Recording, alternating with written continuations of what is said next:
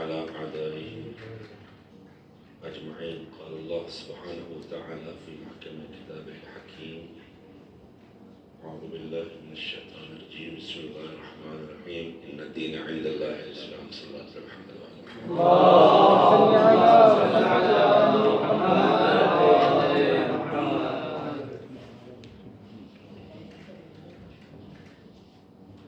مختصر لیکن مشہور معروف آیہ کریمہ جسے آپ کی خدمت میں پیش کرنے کا شرف حاصل کیا ہے. تذکرہ محسن اسلام کا ہے.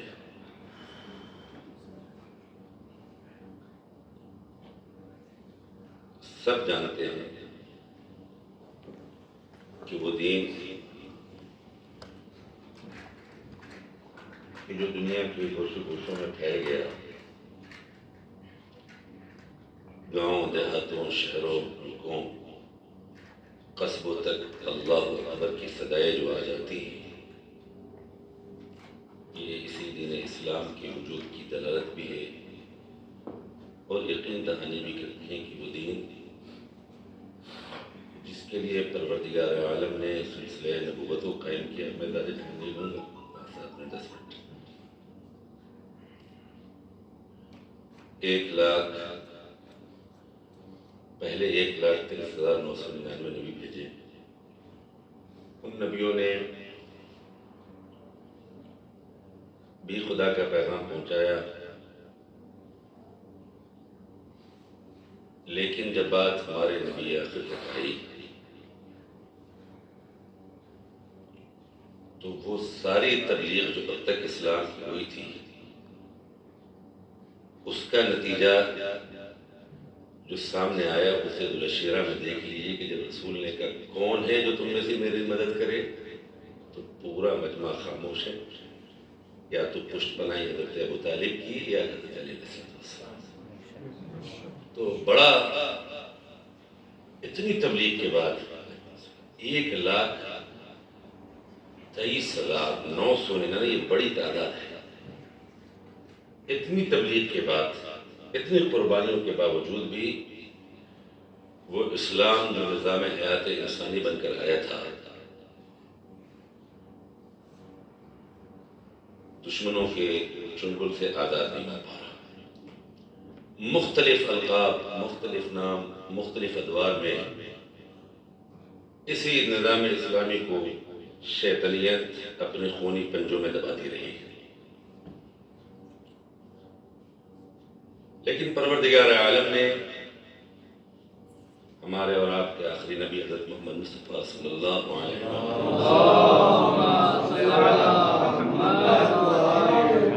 کو خاتم النبیین بنا کے بھیجا. اب آپ آخری ہیں، آپ کے بعد کوئی نہیں آئے گا. اور یہ سلسلہ ہے اتنا لمبا چوڑا 1,23,999 نبی کا، آپ کے اوپر آ کے ختم ہونا ہے.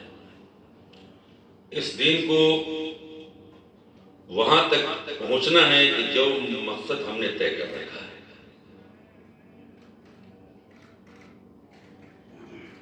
ہم کوئی پروجیکٹ اگر شروع کریں، چھوٹا سا پروجیکٹ ہو، بڑا سا پروجیکٹ ہو، اس سے کوئی مطلب نہیں.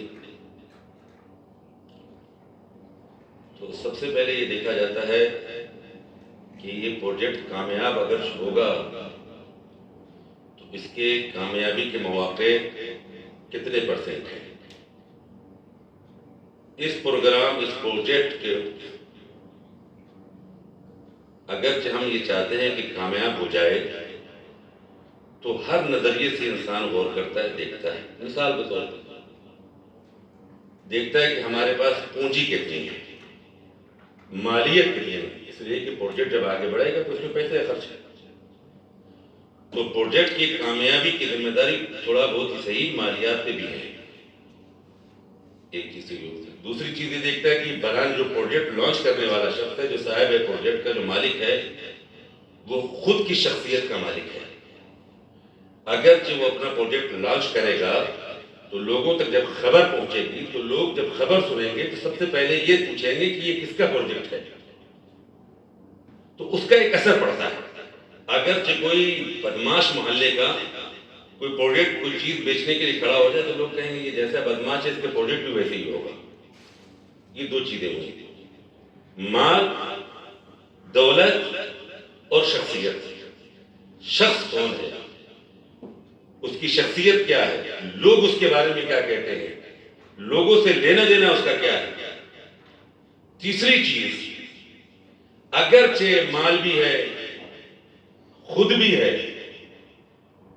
شخصیت بھی اچھی ہے، تیسری چیز جو دیکھی جاتی ہے وہ یہ دیکھی جاتی ہے کہ اگرچہ یہ مان لیا جائے کہ کوئی حادثاتی امور پیش آ جائیں اور یہ مال کامیاب نہ ہونے پائے، اس کی شخصیت بھی اثر انداز نہ ہونے پائے، پروجیکٹ کو بچا نہ پائے، تو پھر اس کی پشت پناہی کے لیے کچھ ہے کہ نہیں کہ جو ان مشکلات سے اسے نکال کر اس پروجیکٹ کو کامیابی کی منزل تک لے جائے. تو تین چیزیں ہیں عزیزان گرامی، مال و دولت بھی، خود شخصیت بھی، اور پشت پناہی کون کرے گا. اگرچہ خدا نخواستہ یہ پروجیکٹ جو لانچ کر رہا ہے کچھ کسی مشکلات کا سامنا ہو جائے اسے، تو پھر کوئی اس کے پشت پہ کھڑا ہے بھی کہ نہیں ہے. اب عزیزان گرامی، بے رحم معاشرے میں پروردگار عالم کے حکم سے رحمان و رحیم کا تعارف کرانے یتیم عبداللہ نکلا ہے. ماشاءاللہ. صلوات محمد علیہ.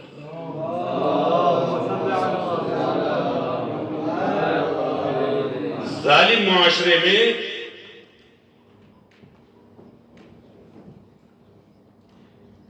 مختلف خداؤں میں بٹی ہوئی انسانیت کو ایک خدا وحدہ لا شریک کے پرچم کے تلے جمع کرنے کے لیے محمد رسول اللہ کھڑے ہوئے.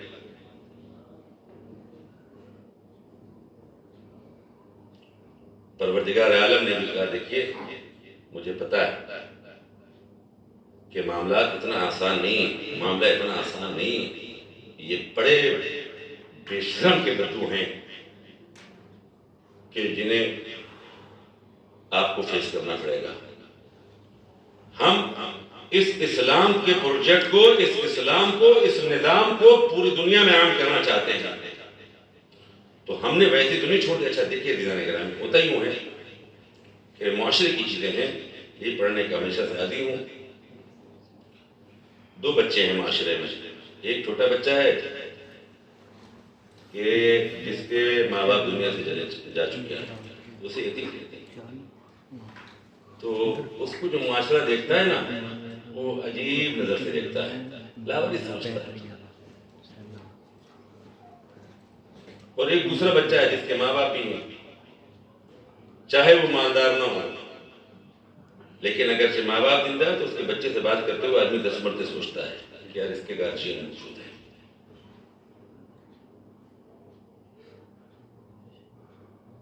وہ بچہ کہ جس کے ماں باپ چلے گئے، ہو سکتا ہے اس کے ماں باپ بہت امیر رہے ہوں، خوب دولتیں رہی ہوں، لیکن جیسے ماں باپ کا سایہ اٹھا تو آپ کے رشتہ دار بھی کوشش کرتے ہیں کہ کوئی بہانہ مل جائے تاکہ اس کی جائیدادیں ہڑپ لیں.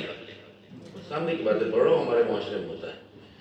یہ جو چیزیں ہوتی ہیں اس بچے کے ساتھ جو اسے فیس کرنا پڑتا ہے، جس نے چاہا تھپڑ مار دیا، جس نے چاہا گالیاں دے دی، جس نے چاہا کالر پکڑ لیا، جس نے چاہا جو کر لیا. رشتہ دار بھی چاہتے ہیں کہ اس کے مال پہ کو ہڑپ لے. کیوں؟ کہا اس لیے کہ اس کے سر پہ ماں باپ کا سایہ ہے. عزیزان گرامی، شکریہ ادا کرے اسلام حضرت ابو طالب کا. کفار قریش نے یہی تو سوچا تھا کہ ماں باپ ہے نہیں، ہم اپنی طاقت دولت دھونس کے سامنے محمد کو خاموش کر دیں گے. لیکن انہیں پتہ ہی نہیں تھا کہ سپورٹ ایک ایسے ابو طالب کا تھا کہ میرے بلال جو تمہیں کرنا ہے کرو، میں تمہارے پیچھے رہوں. یہ ایک سپورٹ. تو عزیزان گرامی یہ بڑا مسئلہ ہوتا ہے، ہمارے یہاں بھی یہی ہوتا ہے. ایک یتیم بچہ ہو، کھڑا ہو اور کسی منزل تک پہنچے تو سب آدمی پوچھیں گے باپ کا تو سایہ ہو گیا تھا اس کا، آخر کس نے سپورٹ کیا؟ ارے اس کے چچا بڑے شریف تھے، دادا زندہ تھے، خاندان والے تھے، ان خاندان والوں نے سپورٹ کر دیا. عزیزان گرامی ہوتا یہی ہے. جب ہماری دنیا کا یہ مسئلہ ہے کہ اگرچہ کوئی یتیم کسی بڑے مشروع کو کامیاب کر دے تو اس کی کامیابی کے پیچھے اس کے شخص کو پوچھا جاتا ہے کہ کون ہے اس کی کامیابی پوچھے. تعجب ہے آج دنیا محمد رسول اللہ کا کلمہ تو پڑھتی ہے، اتنا تو مانتی ہے کہ دنیا کے کونے کونے میں اسلام پہنچ گیا، لیکن یہ تلاش کرنے کیوں نہیں کرتی کہ آخر کون تھا کہ جس نے اتنی طاقت بخش دی محمد رسول اللہ کو کہ کفر کی طاقت کے آگے جھکے نہیں۔ سبحان سبحان اللہ۔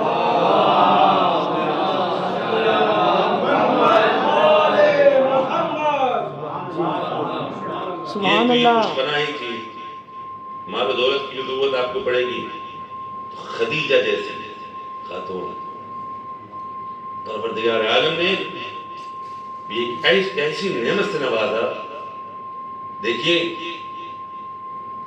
بیویاں اپنے شوہر کی شریک زندگی ہوتی ہیں، شادی ہوئی ہم کہتے وہ قبل تو ہوا، وہ لڑکی اپنے شوہر کی شریک زندگی،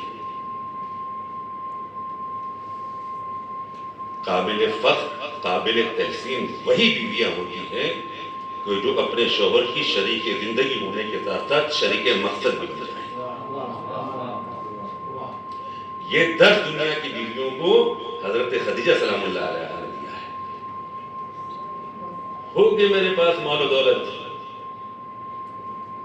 جو بھی چیز ہے ہمارے پاس، وہ اسلام کے اوپر خرچ کر دیا۔ وہ لوگ جو کچھ جل کے الٹی سیدھی باتیں کرتے ہیں، وہ اصلاً وہ کسی اور بیوی کی محبت میں نہیں کرتے، وہ حضرت خدیجہ کی سخاوت اور ان کی قربانی سے جلتے ہیں، اس لیے کہ حضرت خدیجہ نے اتنا دے دیا کہ کسی اور کے پاس دینے کے لیے کچھ ٹائم نہیں ہے۔ تو کچھ اسی اعتبار سے حضرت خدیجہ کی فضیلت فضائل کی بلند برابری تو کر نہیں سکتے، تو ان کے اوپر کوئی چیز نہیں نکلتے کہ وہ حسد کریں۔ موضوع سے ہٹ جاؤں تو 2 چیزیں، ایک مال حضرت خدیجہ کی نعمت سے نوازا، اسلام کو پروردگار عالم نے پشت پناہی حضرت ابو طالب جیسے سمال کفار و مشرکین صادق و امین کہہ رہے تھے، لیکن عزیزان گرامی اسلام جو آغوش ابو طالب میں پل کے بڑھا ہوا اور جوانی کی منزلیں طے کرتا ہوا غدیر میں اپنے پورے شباب پر اسلام جب پہنچ گیا تو یہاں سے ایک نیا گیم شروع ہو گیا۔ بس یہ آخری بات، شروع کی مشقتیں، زحمتیں، پریشانیاں، 3 سال سخت ترین حضرت رسول اللہ پر جب بائیکاٹ ہوا،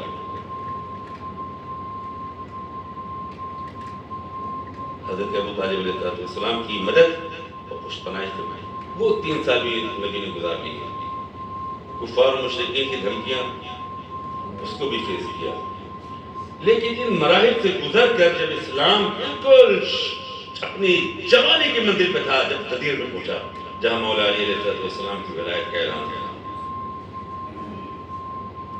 تو وہ لوگ کو جو اسلام میں کچھ پیسے کے چکر میں، کوئی جان بچانے کے چکر میں، اور بھی ہمارے بزرگان بیٹھے ہیں وہ وجوہات بتائیں گے آپ کو کس وجہ سے سارے اسلام داخل ہوئے، وہ جو دلوں میں ان کے ایک حسد ہوگا نا، ان کے پاس ہزاروں سال پرانا کفار و مشرکین کا اپنا دین، اپنا نظریہ، اپنا عقیدہ، اور اس کو ختم کر رہے ہیں حضرت رسول خدا، اور سپورٹ کس سے؟ حضرت ابو طالب کی۔ تو وہ تو جان رہے ہیں نا، وہ تو سب سمجھ رہے ہیں نا کہ ہم نے تو حضرت محمد کو مجبور کر دیا ہوتا اگرچہ ابو طالب نہ ہوتے تو حضرت ابو طالب سے جو دشمنی، اس کی وجہ یہی ہے کہ اسلام اپنے پاؤں پہ اگر کھڑا ہو پایا تو ابو طالب کے سہارے سے۔ تو غدیر میں بیٹھ کے جب مولا علی علیہ السلام کی ولایت کا اعلان ہوا، اس کے بعد سے کچھ حرکتیں شروع ہو گئی، جسے حرکت رفاق کا اگرچہ نام دیا جائے تو غلط نہ ہو، اور یہ کل کیا ہے رسول اللہ کہ دنیا سے چلے جانے کے بعد